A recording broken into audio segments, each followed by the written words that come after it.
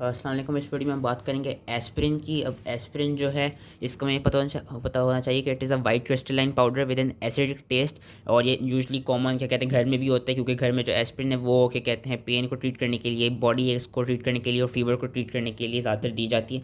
इसकी जो पॉइजनिंग होती है, पॉइजनिंग ज़्यादातर ओवरडोज की वजह से या इडियोसिंक्रेसी की वजह से होती है। और जो इसके साइन एंड सिम्टम्स मिलते हैं वो फार्मा में भी हमने पढ़े थे। एस्पिरिन के साइन एंड सिम्टम्स के: A for asthma, S for salicylism, P for peptic ulcer, I for intestinal blood loss, R for Reye's syndrome, N for noise जो कि टेनाइटिस था, और दूसरा आई फॉर इडियोसिंक्रेसी।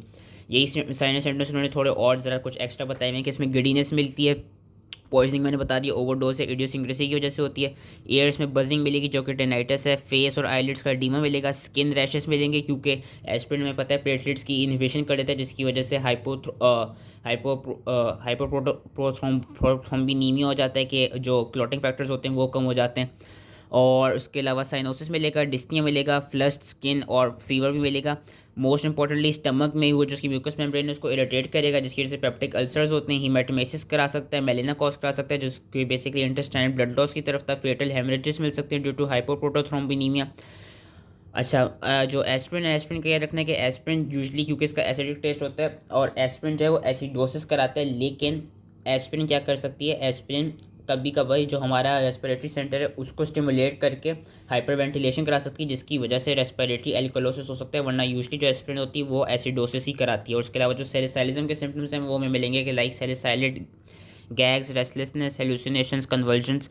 एंड जिनको aspirin की overdose हुई होगी उनकी ब्रेथ में हमको एसीटोन की स्मेल आ रही होगी। अब एस्पिरिन को हम डिटेक्ट कैसे कर सकते हैं? इसको डिटेक्ट करने का तरीका ये है कि जो एस्पिरिन को यूरिन में डिटेक्ट ऐसे करेंगे कि जब हम यूरिन में फ्यू ड्रॉप्स डालेंगे फेरिक क्लोराइड के, देन जो उसका कलर हो जाएगा यूरिन का, इट विल टर्न पर्पल या it will turn violet. So that's how you will detect कि एस्पिरिन प्रेजेंट है यूरिन में। यानी फेटल डोज इसकी है 5 से 10 ग्राम्स एंड जिसका फेटल पीरियड है it is about few minutes to several hours. Treatment इसकी है कि गैस्ट्रिक लवाश करेंगे with warm water and 5% solution of sodium bicarbonate. And जो सोडियम बाइकार्बोनेट का सोल्यूशन होगा इसको हम स्टमक के अंदर ही लेफ्ट रख देंगे थोड़ी देर को, ताकि एसिडोसिस को कॉम्बैट कर सके। फोर्स्ड एल्कलाइन डायलिसिस करा सकते हैं, पेरिटोनियल डायलिसिस करा सकते हैं या हीमोडायलिसिस करा सकते हैं। हमने देखा था कि वॉमिटिंग हो रही थी साइन सिम्टम्स में, तो उनको हम इंट्रावेनस फ्लूइड से ट्रीट करेंगे।